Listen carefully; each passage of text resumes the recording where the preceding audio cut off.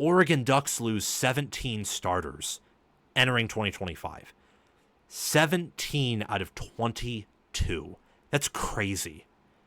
And they went from being a roster of mostly seniors and older veteran players, which is why I think they were able to, A, win a lot of close games, B, beat Ohio State when they did in the regular season, and C, win the Big Ten, and be ranked number 1 for as long as they were, and D, survive the road trips. And I could go on and on and on, but it's why they were able to go 13-1, undefeated in Big Ten Conference play, undefeated regular season, and it's why their only loss came to the national champions, the Ohio State Buckeyes.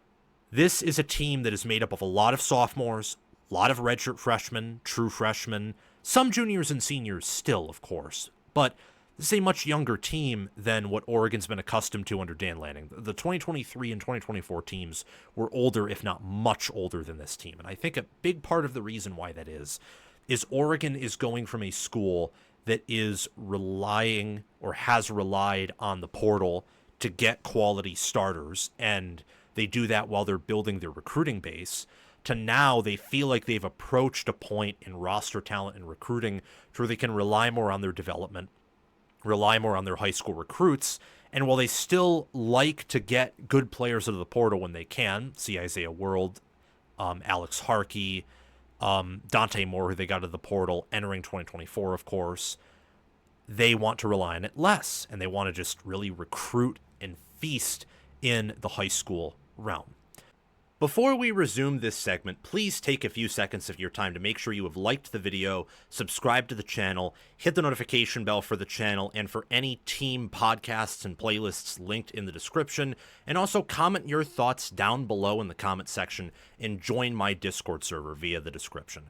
All of those things I just asked you to do are completely free, and they sign you up for things related to my channel, or they don't sign you up for anything.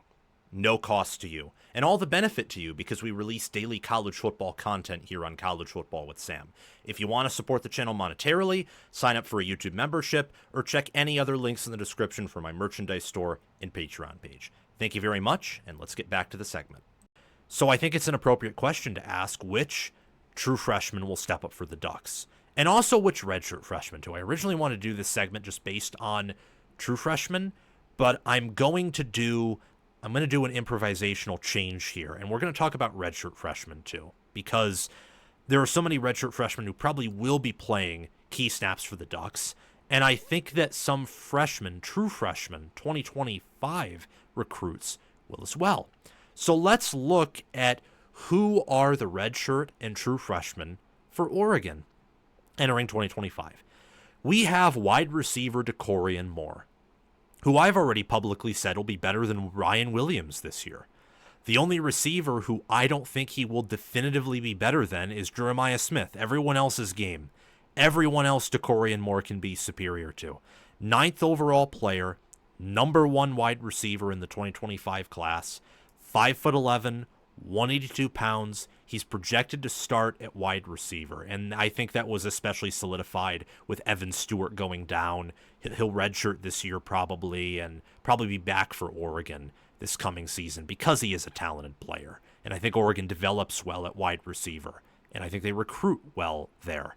But Stewart was, I think, going to be a stud this year. Sad, unfortunate injury. Be praying for Stewart. That has opened up an opportunity for Dakorien Moore, who I think is definitely going to be a starter this year. I think he'll be a 1,000-yard wide receiver. So write him down right now, like this piece of paper I have here in my show sheet. Write that name down in Dakorien Moore. Write it down. Set a reminder to look out for that guy because he's going to be good. It's like my reminder that I still need to set for myself about not doubting Kirby Smart. It's going to be a daily thing throughout the college football season. Don't pick against them unless everything looks to be going against them. And for Oregon, I think that they have a stud in Dakorien Moore emerging. I think he's going to be an elite player. Whatever they paid him, how many hours they put into recruiting him, it's all going to pay off. It's all going to be worth it. He's going to be awesome this year. Jeremiah McClellan is a redshirt freshman who's going to be in the rotation this year. 86th overall player for the 2024 class and 18th best receiver, right now listed at 6 foot, 190 pounds, second string wide receiver. I don't know how much you'll see of him, but I expect to see some of him this year. and for him to progress from being a true freshman to a redshirt freshman. I mean, being in your second year of a program, I think matters more than any other year, because that will determine, if you're going to fall behind some freshmen coming behind you. It's your first year where you're not the youngest player, but you also have double the time of younger players, or some could say, right when they come in, infinitely more time than they do, and infinitely more development received. This is going to be a big year for Jeremiah McClellan. It wouldn't shock me given his rating and given the wide receivers coach and offensive coordinator, Will Stein, for example, and just the development that Oregon's staff can provide. Wouldn't shock me if he were to do well, but I think Moore's a better player. And while I like Oregon's development overall, and I like their staff overall, it's much like Ohio State or any of these top programs. A lot of them haven't been perfect at developing every position. And Oregon's had some struggles recently, at least from my perspective, at wide receiver. They've had some issues there in getting some of their younger guys to produce. Ohio State doesn't have that problem. They've had that problem on the offensive line, for example. Georgia, where Dan Lanning came from, has had that problem at wide receiver as well in relationship to Oregon. So, name to pay attention to. Don't know if I'd pick him. Certainly not as confidently as I'd pick Moore to be an impact freshman. But a name to pay attention to regardless, who could be in the rotation. We're now moving to defense, which is where I think most of this true or redshirt freshman impact comes from, is going to be the defense. You got Elijah Rushing, number 26 overall player in the 2024 class, number 3 defensive end, 6'6", 255 pounds, second string DN behind Matayo Uiagalelei, who could be a first rounder. One thing is certain, and that's that Tony Tuioti knows what he's doing on the defensive line. So I give Oregon a little bit of benefit of the doubt there. Now, how good do I think Elijah Rushing will be? Well, Tatum Tuioti and Matayo Uiagalelei are one of the best defensive end duos in America, potentially the best. So I don't think he'll get a ton of playing time. But he'll be involved in the rotation, and I think you will see moments where it's like, oh yeah, this guy's going to be a force to be reckoned with. So look out for him. Aydin Breland, he's injured, but I love him. 36th overall player in the 2024 class, 8th overall defensive tackle, 295 pounds, 6'5", good size, good build, prototypical, almost Georgia-esque defensive tackle. He's hurt with what I think is going to be a minor injury based on what I read. If he is healthy at any point in the year, because he'd probably be in the second string if he's healthy, Oregon starting Bear Alexander and Amari Washington there. Their defensive tackle group starting is definitely weaker than their D-end and edge group. I like for Breland to get significant playing time on the field if he's healthy. Tionne Gray, hopefully that's how you say his name, 83rd defensive tackle in the 2024 class. Right now, according to Oregon's depth chart on ourlads.com, 6'6", 330 pounds, second string defensive tackle. I think that while I certainly wouldn't have expected him to be that type of impact young player out of high school, again, circle back to what I said, and one thing's true, Tony Tuioti knows what he's doing. Great defensive line coach for the Oregon Ducks. And I just, honestly, given the depth chart and the fact that I think Oregon's thin at defensive tackle, it wouldn't shock me if he were to play, and if he were to play well. I mean, he's big. Now size isn't everything, but redshirt freshman, coached by a great defensive line coach, recruited by Oregon, and Oregon's a great recruiting school, great recruiting football program, great scouting. So, I mean, given how much their portal additions have hit and how some of their high school players have hit too, I think I can say that. So pay attention to him. Even though he's not as highly rated as any of these other guys we're talking about, just pay attention to him. Oregon's defensive tackle group is probably a little bit overrated in the preseason. Now, on one hand, that's bad, but on another hand, their linebacker and DN groups are good, so they can compensate for that. I still think it'll be a good D-tackle room. And the optimistic view of that is you can get an opportunity to watch some guys like Breland and Gray, who should be at Oregon for at least another 2 years, if not potentially 3. Some more impact freshmen to pay attention to. I give you Naeem Offord, third best corner in the 2025 class. 6'1", 185 pounds, currently projected as the third string corner. I think he'll get playing time. Maybe not start, but I definitely think he'll be involved in a rotation. 17th overall player, 5-star, originally committed to Ohio State, rumored to possibly flip to Auburn, flips to Oregon. And I think he's going to be a productive true freshman with the Ducks. Ify Obidegwu at corner. Number 5 corner in the 2024 class. 55th overall player in that class. 6'1", 195 pounds. He's big. He's a big corner, athletic corner. Second string corner, could be starting. Looks to be behind Theron Johnson right now.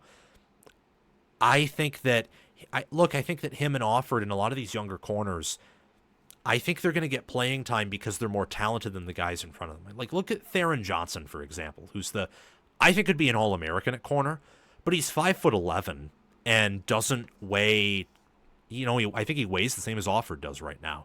Now, he has more experience, more proven production, but Oregon's younger players on defense in particular are bigger and more talented than the older guys. It's just a matter of development and experience. And I think as the year goes on, as you get more snaps under your belt and maybe you once again encounter limitations with your older players, you start playing the younger guys. I think that corner in particular, where they could be starting redshirt freshmen, that's an area where you're going to see impact freshmen reign, is corner. And I think the same with safety too, where I have 3 impact freshmen at safety. Aaron Flowers, Kingston Lopa, and Trey McNutt. Flowers and Lopa were a part of the 2024 class, and Lopa was recruited as a linebacker. McNutt was recruited as a safety in the 2025 class. Aaron Flowers was number 102 overall, 7th safety in 2024, 6 foot, 200 pounds, second string safety. Lopa is 6'5", 198 pounds, projected to be a starting safety for Oregon. 198th overall player, 16th linebacker in 2024. He's someone where if he plays to his potential, just given his size and length, could be a freak athlete there. So I'm excited to see him, and I'm excited to see Flowers will probably get playing time. Someone to pay attention to who may not get playing time, could easily be redshirted, is Trey McNutt. 4th overall safety in 2025, 73rd overall player, 6 foot, 180 pounds. I think he'll get playing time. I could be wrong, but I think he'll get some playing time and flash himself as someone who will be one of the better Big Ten safeties in the future. There's just so many talented young players for Oregon, and it makes sense because before I tell you how I think this will relate to their schedule and really how I view Oregon this year, this all makes sense because their 2025 class was by a mile the best in terms of quality. It was like, for example, it was behind Ohio State and Alabama and Georgia and Texas, but that was because those schools all had anywhere from 2 to 8 more commits than they did. Oregon had an average rank per recruit of a 94.35, which no one for the 2026 class will come even close to, besides probably Oregon themselves. And then you factor in the portal. Oregon had the 3rd overall class, average player rank of a 93.44, which the next closest to them, looking at the top 25, was Texas at a 92.14. It's crazy how in the past 2 classes, but especially this past class, how much Oregon has out-recruited everyone on a quality basis, especially looking at the portal and especially looking at last year's high school class. It's crazy. So it shouldn't shock anyone, and even myself, that the first program I'm talking about in relationship to impact freshmen is a young team that is bringing in the most talented freshman class. That shouldn't shock anyone at all. And last thing to talk about Oregon here, minus 265 odds to reach the playoffs, and that's despite only returning 5 starters and 43% of your production, and having a quarterback who I think is going to be really good. I think the UCLA struggles are overstated, but still, someone who isn't quite viewed as round 1, pick 1 material, at least right now, in Dante Moore. And usually that will get by you a lot of grace. A lot of grace. Same with having a top 5 talent roster, which Oregon has, but not quite yet to the same degree that I think Texas, Georgia, Alabama, and Ohio State do. So why am I picking them to reach the playoffs? Because link in the top right corner of the screen is my Oregon record predictions and some other season predictions video. Top right corner right there. Forget that while recording, of course, it's the opposite view. I'm not viewing myself in the third person. I'm viewing myself through the camera, which lens is pointed the opposite of where my eyes are pointed. Anyway, enough for probably an old man yelling at clouds rant there. Oregon's schedule has a lot of trap games. That's something I included in that prediction video. And I also included the Dakorien Moore prediction there in a little bit more detail, I think. So you should check that out. But I'm picking Oregon to reach the playoffs, even though I think they'll start the year in a really rough manner. Like against Montana State week 1, it wouldn't shock me if that game is close at the half and they pull away. Same with Oklahoma State week 2. Same with Northwestern on the road week 3. By week 4 against Oregon State, especially since it's a rivalry game, and Oregon State is going to lose a bunch year over year because they're G5, I think they'll find their footing. That's probably when they'll break through, much like last year against Oregon State. But week 5 against Penn State, I think, is close to an auto loss as you can get for a team as talented as Oregon. It's not an auto loss because Lanning's a better coach than Franklin, and Oregon's very talented. But Penn State, I would favor Penn State in that game by 9.5 or 10.5 points. Just setting the line, personally. Now, maybe that's moronic, but I truly believe Penn State will put numbers on them. They get a bye week 6. They host Indiana week 7. That's a trap game. Rutgers, just because the travel in week 8's a trap game. Wisconsin week 9 at home. And then in week 10, they get a bye. Week 11, they play at Iowa. 12, they host Minnesota. 13, they host USC. In the same way that I'm confident that Penn State probably beats Oregon, I'm confident, even though I'm picking USC to go to the playoffs, that Oregon beats them and pretty handily. And then at Washington week 14, that could be close, but Oregon could also dominate them like they did last year to the line of scrimmage edge. I think Oregon is going to be night and day different from week 1 to week 14. I think similarly with Ohio State, who I think is going to become a competitive rival with Oregon. They already have, but to a lesser degree because Ohio State returns the 2 best players in America, but they don't have the same balanced recruiting that Oregon does, or I'd even say balanced development. I think that Ohio State, if you were to do like a star chart, would be best of the best at a variety of positions, but certainly lacking a little bit in positions that are still important. Oregon's more well-rounded than Ohio State. They just don't have, you don't have Brian Hartline's receivers, and you don't have the safeties that Ohio State does. Probably don't quite have the linebackers they do yet either, just to say the least. I think that both of these teams will be similar in that they lose a lot. They're highly talented. They have some youth. They'll start out rough. They'll finish the year strong. Don't think they should be national championship favorites, but I think especially with Oregon, because of how young they are and because of how well they've recruited in a balanced manner, and I think they'll reload on the O-line, this is a team that by week 13, 14, by November, they're going to look way different than they were in September. And I think that's because many of these freshmen, redshirt freshmen or true freshmen, are going to step up. I like Dante Moore at quarterback. I like Mackay Hughes at running back. I like Kenyon Sadiq at tight end, who I think is the best tight end in America. I love their offensive line. And I love their linebackers. I think Devin Jackson's going to be good, and Bryce Betcher coming back is huge. And I think their staff overall, minus Lupoy, is a strength. But their freshman wide receivers, you see this with my strengths, they're freshmen. So that's Dakorien Moore and McClellan. And then their DBs, redshirt freshmen and true freshmen. Those could be strengths if they play their cards right. And I love what they bring in this class, as many 5 stars as 3 stars. Watch out for the Oregon Ducks. And you should watch out, not just because of Dan Lanning and not just because of their talent profile, but because of the young players they have who, once they get acclimated to the college game, get a few snaps underway and learn some lessons, they're a dangerous, dangerous bunch. I think, much like Ohio State last year, and to a certain degree this year, where had some clunkiness, and in the playoffs Ohio State killed, and they killed Oregon. Oregon could be that team this year, where with all the talent they have, they could have some rough starts, but at the end of the year, if they figure things out, and if Lupoy makes adjustments on defense, just watch out for this team. They could be the best in America. Could. Doesn't mean they will, but they have that potential. Same with the other top 5 recruiting programs in America, and more. Thank you for watching College Football with Sam. Make sure that you've liked the video, subscribed to the channel, hit the notification bell for the channel and team playlists and podcasts in the description, joined the free Discord server where we talk college football 24/7, and have commented your thoughts down below. Check out the description for any ways you can support the channel monetarily.